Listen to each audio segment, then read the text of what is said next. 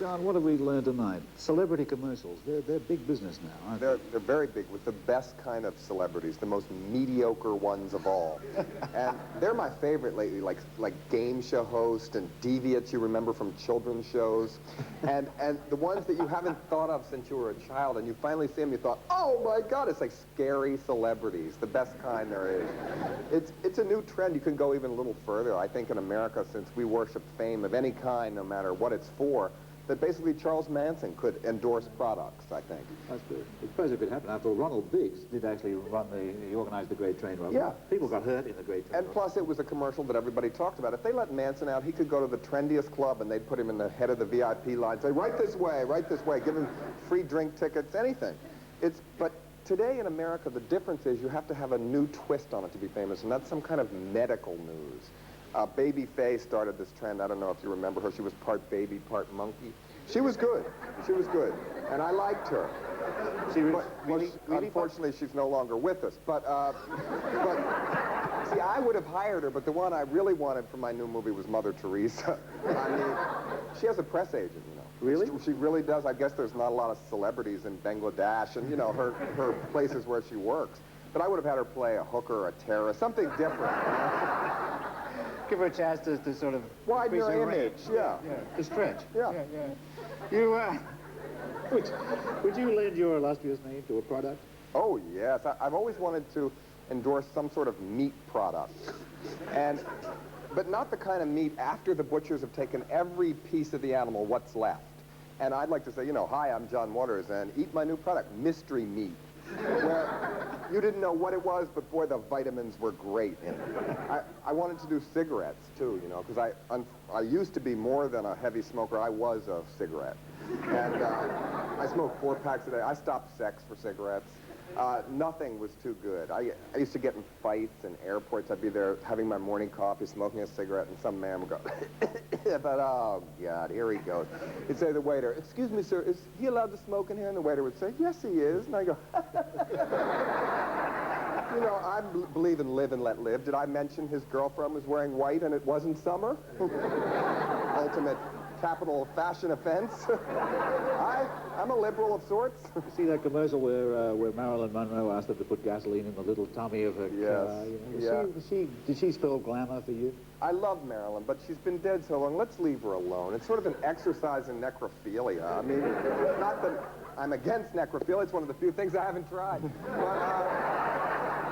And who knows, in my old age, I might try it. But I like Jane Mansfield much better, actually. I mean, she, to me, was the first female impersonator.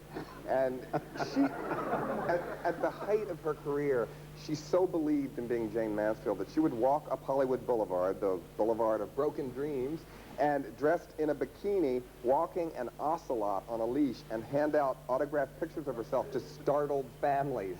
I really respect her. You know, even when she died, like she was decapitated in a car accident coming from a used car lot opening, which is, I think, really classy. You know, Jane went crazy. When she built her pink mansion, she even had in it a special room that was built for the press, which she stocked for liquor and was open 24 hours a day.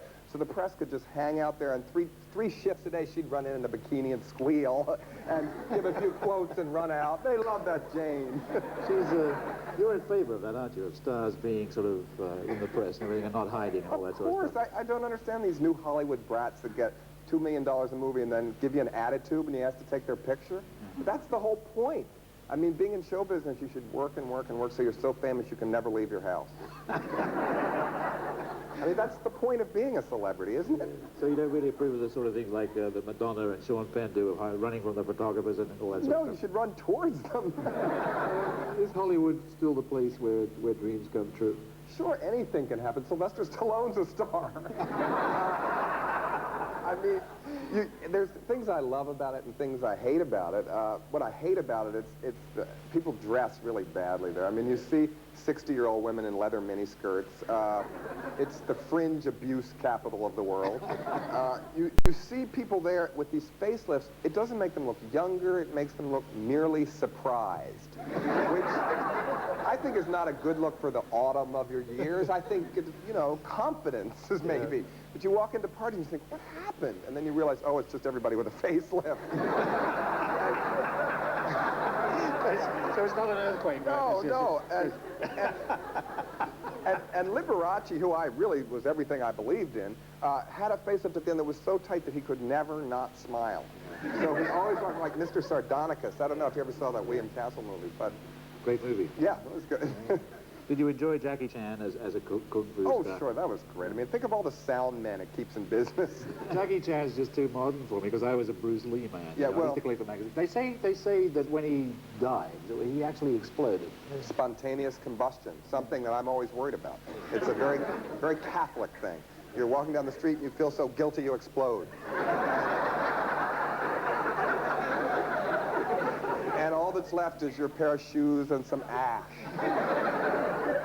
And so, I mean, I thought, you know, Liz Taylor has this diet book out. I mean, I wonder if she needs money that bad. I mean, I love Liz because she and Divine look, you know, kind of alike.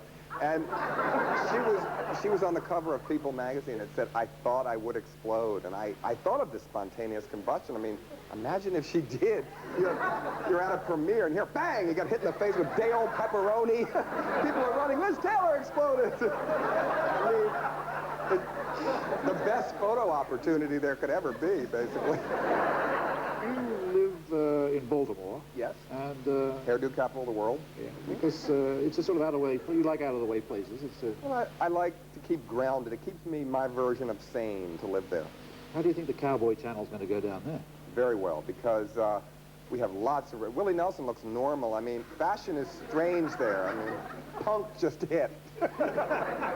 I think it will very much work there, because in Baltimore, I mean, this sort of sums up my love for Baltimore. I was walking down an alley. It was an old, cold, ugly winter day, and there was a little redneck girl sitting in a torn party dress playing in a mud puddle, and she looked up at me and just said, hey, I just killed a worm. Aww.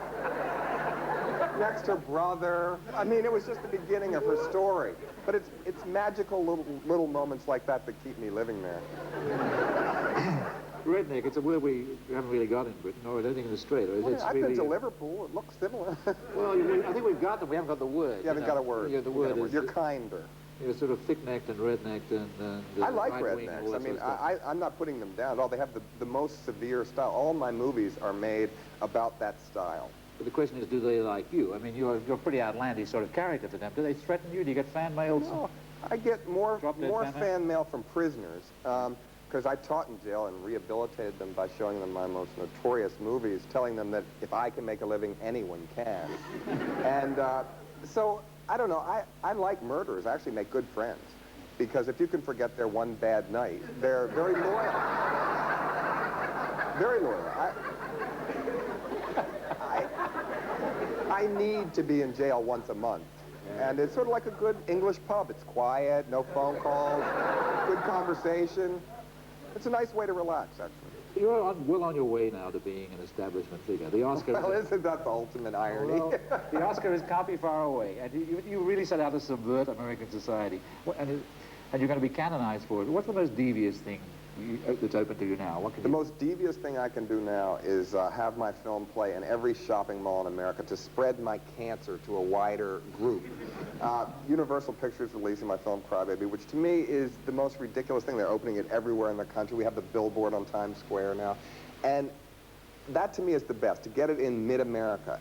And I always think, oh, don't look down on mid-America. They're much hipper than you think, everything. It's not true. Because I went recently, I gave a lecture in Missouri. And the student who booked me gave me a ride to the airport afterwards, and he was seriously telling me of the angst of living with his parents, and he said, and I can't eat my green vegetables. And I thought, what a rebel. I got, you know, the wild one here. And he's saying, I can't, a quart of green beans. He was ranting about it. I almost leapt from the car. I didn't know what to do.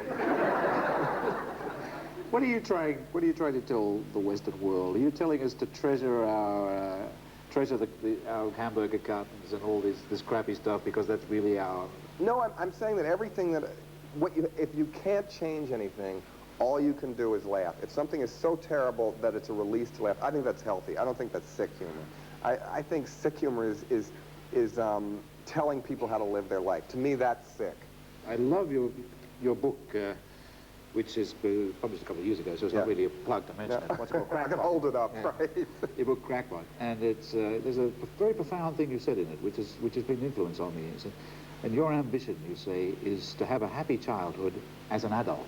Yeah, certainly, yeah. So how do you do it? Well, how's it because going? I always wanted to be a juvenile delinquent when I was little. But I was 7. It was tough to be one. I mean, what could I do? I mean, you know, so I made a movie about juvenile delinquency. I used to want to be on those dance shows, and I couldn't, so I made a movie about that. All the things that you can't do in real life when you were young, you can put into a movie, and then you get to control it. You get to make it even better than what you missed.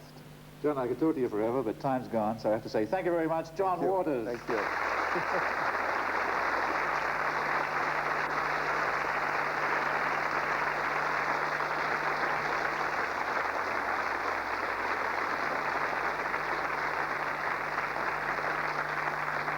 We had to stop there because we've just heard that our famous quest for the missing singing group, the Osmonds, has been sensationally successful.